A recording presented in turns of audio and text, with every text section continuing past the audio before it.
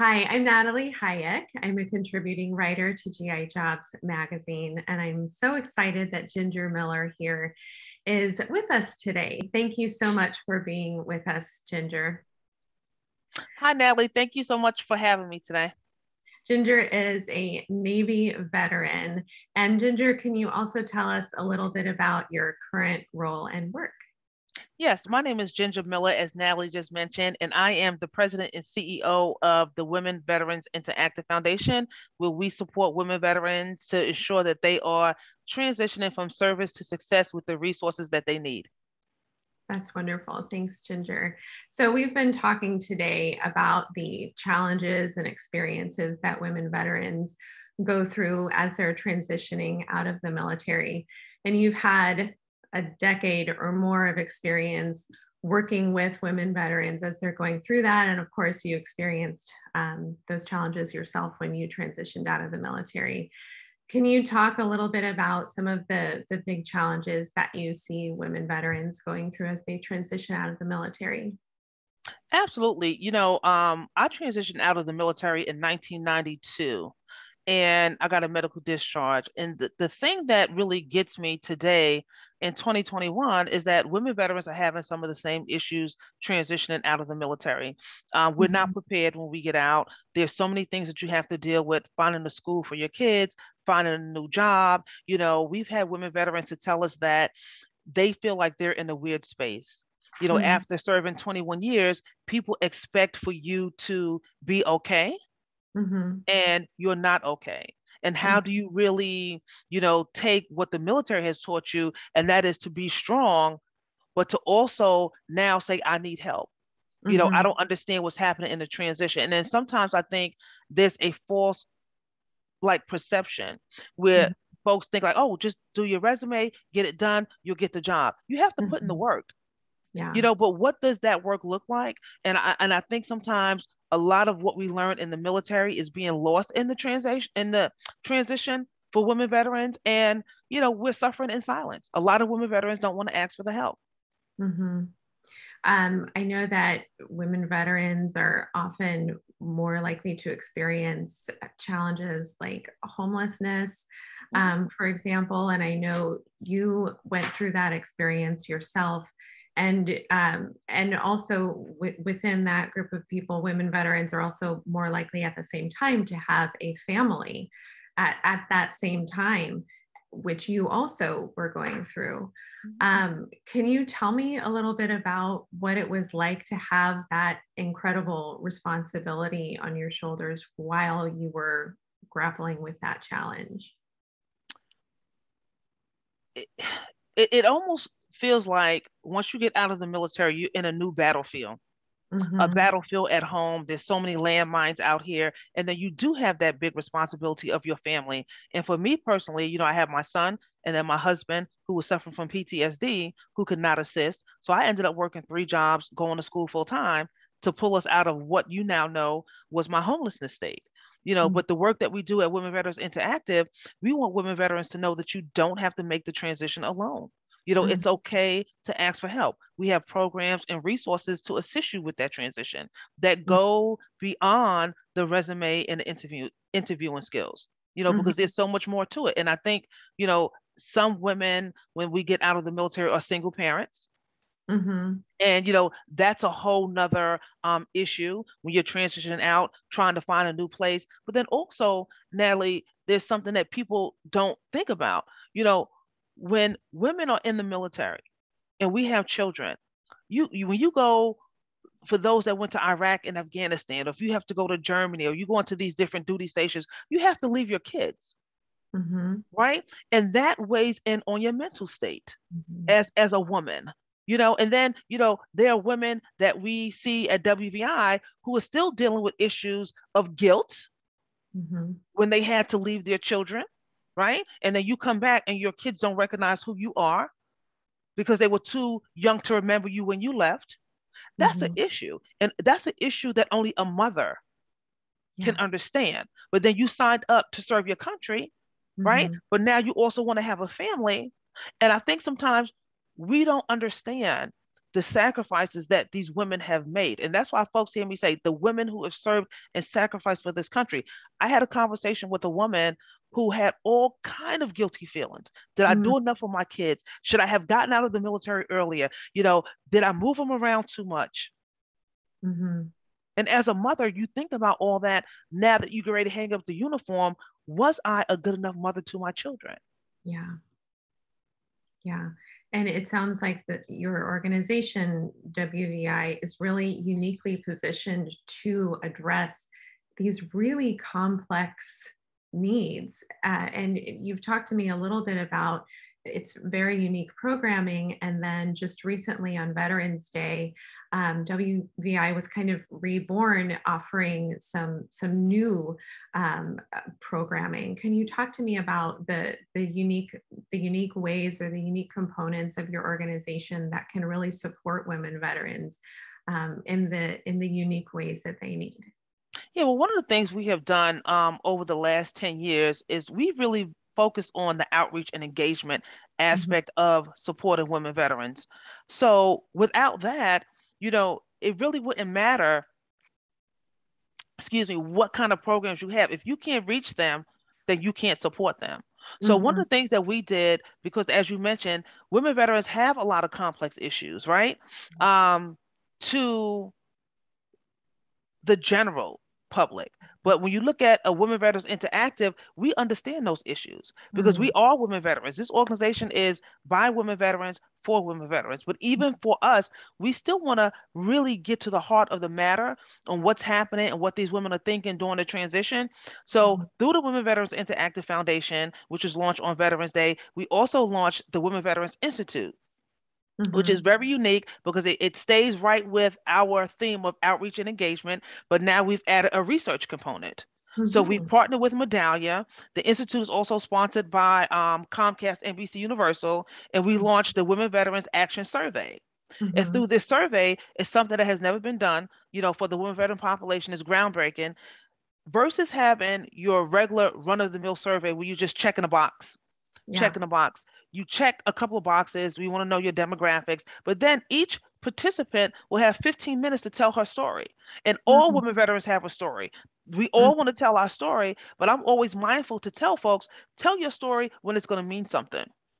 Tell your mhm, story when it's going to help you to be more successful in whatever you're doing in your life after the military. So, what we're doing in partnership with Medallia is turning these women veteran stories into action that will mhm, now help to shape our programs at WVI, policy, inform stakeholders, and educate corporations and the general public and foundations on how they can support women veterans. And we're going to do this by holding regional summits mm, in partnership with all of our partners to talk about VA benefits, DOL, things of that nature. And some of these women who may not have technology can come to the summit and take their survey on the spot.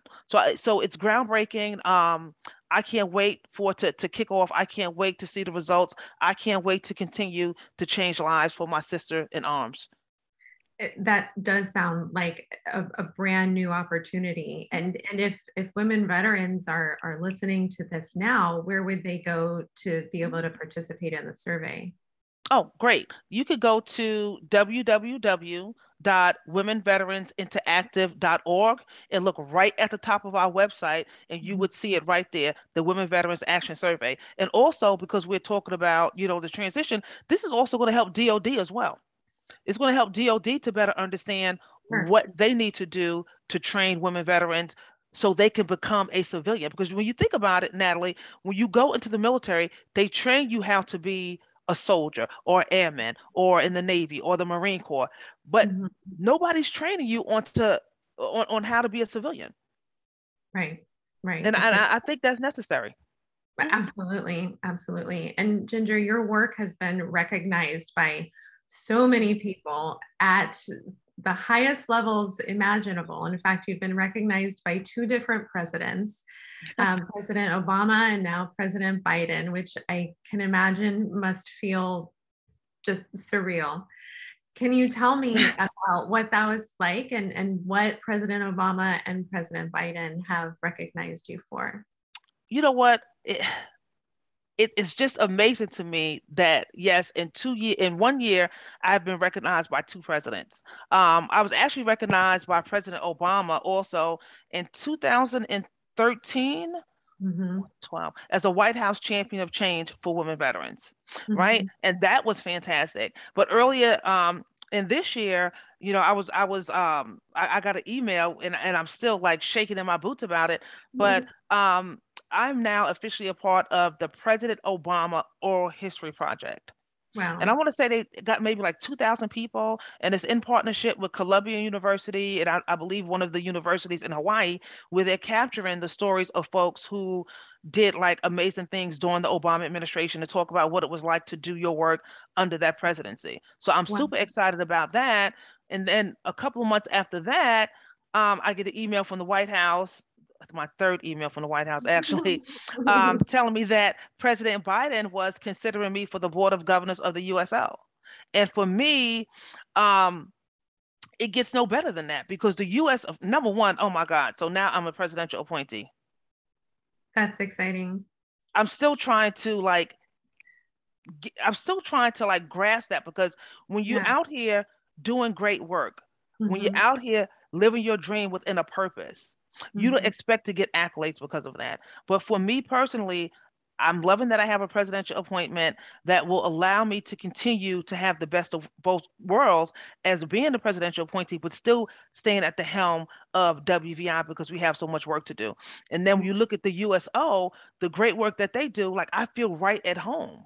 We Yeah. had the first board meeting last week, and I'm just like, I'm ready to serve even, at the lowest capacity over at the USO because service speaks to my heart. Yeah. Yeah. And how do you feel like what work are you putting together in that capacity? Well, right now at the USO, I've already volunteered for like two volunteer opportunities. One was like a hands-on making care packages. I'm already Hmm. signed up to volunteer for a couple of committees over there. Hmm. Um, you know, at the end of the day, I'm just so grateful Hmm. for the opportunity to serve, not just any opportunity to serve, but an opportunity to serve where you know you're making an impact and you're Yeah. changing lives. Like who would have ever thunk it? I've gone from being a homeless woman veteran to Hmm. serving on every level of government to now a presidential appointee still serving. Yeah. That's amazing.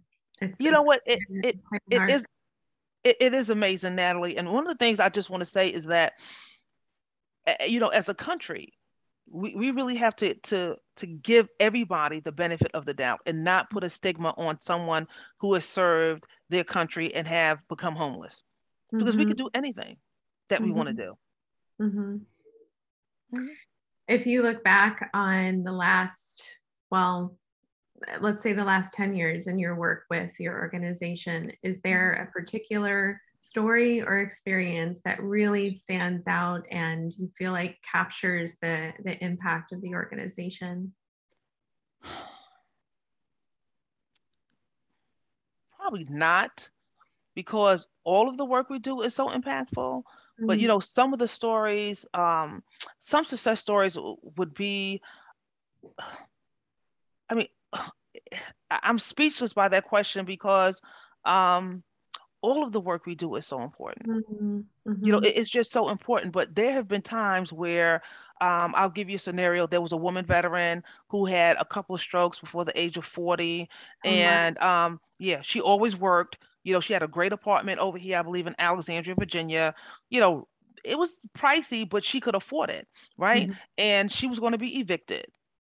And we didn't have money in Operation Safety Net, but what we had was a relationship with the Department of Mhm. Veterans Affairs. So I wrote a Mhm. letter to the rental office and said, listen, this is who we are at Women Veterans Interactive. We're Mhm. going to work with her in the VA to try to get her claim expedited, because there is a regulation in there that states if someone is going to be, evicted and they have a claim, you can get it expedited. Through the Mhm. partnership that we have with the VA, we got her claim expedited.